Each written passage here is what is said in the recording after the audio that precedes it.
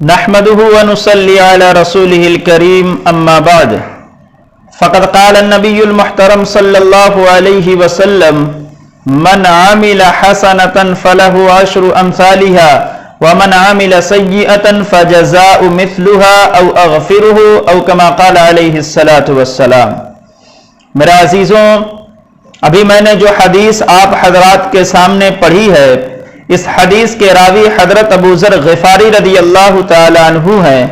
وہ فرماتے ہیں کہ نبی کریم صلی اللہ علیہ وسلم ارشاد فرماتے ہیں کہ اللہ تعالی نے فرمایا من عمل حسنۃ فلہ عشر امثالها،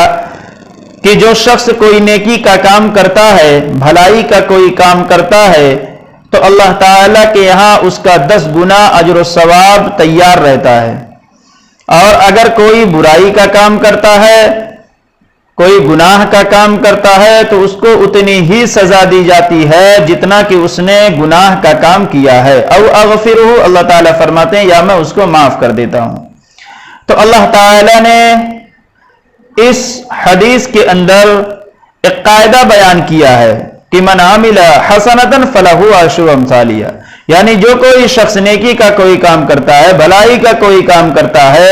اللہ کو راضی کرنے والا کوئی بھی کام کرتا ہے، خواہ وہ کتنا ہی چھوٹا کیوں نہ عمل ہو،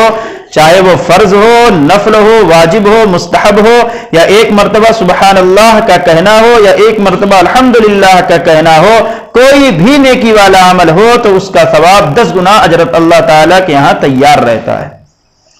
لیکن گناہ کے بارے میں اللہ تعالیٰ نے یہ نہیں فرمایا کہ اگر تم نے کوئی گناہ کا کام کیا، کوئی برائی کا کام کیا تو ہم اس کی سزا دگنی کر دیں گے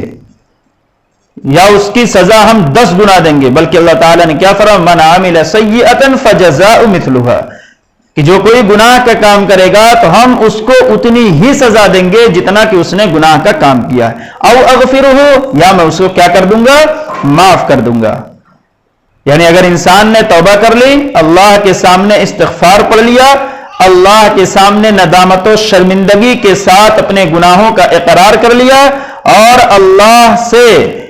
پکی اور سچی توبہ کر لی، تو اللہ تعالیٰ کہتے ہیں کہ میں اس کے تمام گناہوں کو معاف فرما دوں گا۔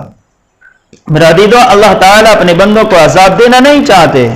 اس لیے اللہ تعالیٰ نے ہر انسان کے اوپر 2 فرشتے مقرر کیے ہیں جو دونوں کندھوں پر بیٹھے ہوئے ہیں، ایک کا نام کرامن، ایک کا نام کاتبین ہے۔ یہ دونوں کا کام کیا ہے؟ یہ دونوں جو ہے انسان کے ہر عمل کو نامہ اعمال میں ان کے لکھتے ہیں، اور اللہ تعالیٰ نے ان دونوں کے درمیان یہ ضابطہ بنایا ہے کہ نیکی لکھنے والے فرشتے کو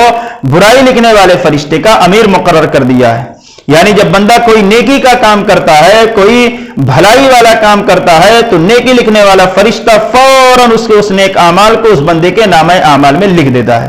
نوٹ کر دیتا ہے۔ لیکن جب بندہ کوئی گناہ کا کام کرتا ہے،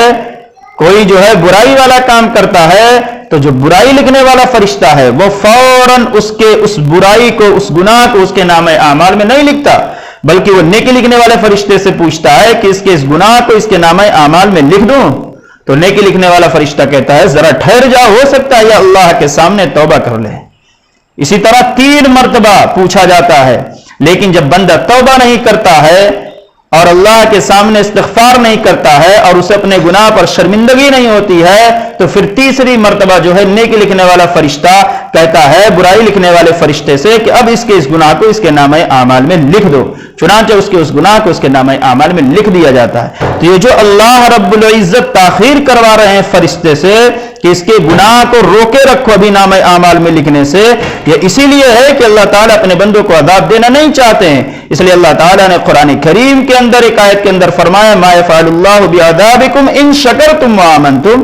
کہ اے میرے بندے اگر تم ایمان لے آؤ اور اللہ کا شکر ادا کرو تو اللہ تعالیٰ تمہیں عذاب دے کر کیا کرے گا۔ یعنی اللہ اپنے بندوں کو عذاب دینا نہیں چاہتے، سزا دینا نہیں چاہتے، لیکن اگر بندہ اللہ کی نافرمانی پر کمر ہی باندھ لے، اللہ کو ناراض کرنے پر تل ہی جائے، تو پھر اس کو عذاب دیا جاتا ہے۔ اور پھر اللہ تعالیٰ نے قیامت تک کے لیے دروازہ کھول رکھا ہے کہ انسان کتنا ہی گناہ کر لے، لیکن پھر بھی اگر وہ اللہ کے سامنے آ کر دو آنسو ندامت و شرمندگی کے بہا کر اللہ سے توبہ کر لے سچی، تو اللہ تعالیٰ کہتے ہیں میں اس کے سارے گناہوں کو معاف فرما دیتا ہوں۔